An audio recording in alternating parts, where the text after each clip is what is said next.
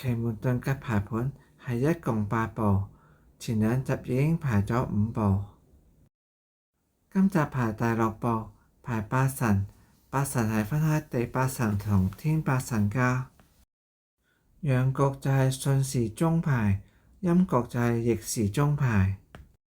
八神嘅排列次序係永遠唔變㗎。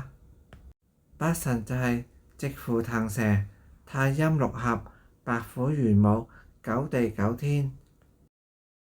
而家我哋先排地八神，排地八神首先就係要揾出손手干，然後去地盤揾出同손手干同樣嘅字。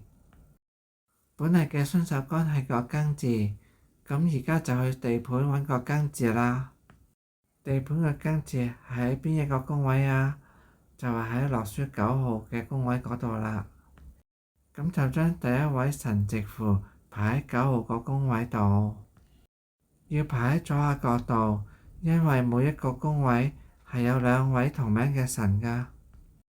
喺排好直符之後，馬上就要核對本局究竟係陽局定陰局。本嚟係陽局，所以就係順時鐘排啦。白色嗰行係順時鐘嘅排法，藍色嗰行只係逆時鐘嘅參考。咁就由2號宮位開始，將其餘7位神順時鐘排一圈。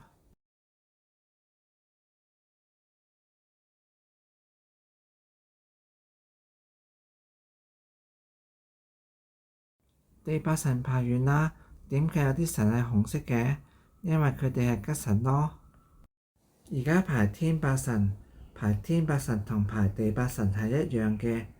首先就係要揾出손手干，本嚟嘅손手干係個庚字，咁就喺天盤揾個庚字啦。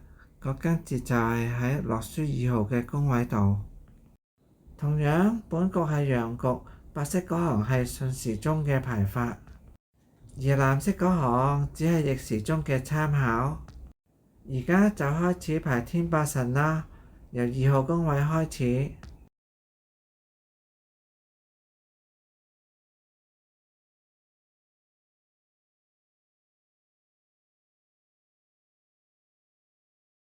天八神排完啦，跟住嚟嘅係八神嘅簡單資料，請參觀。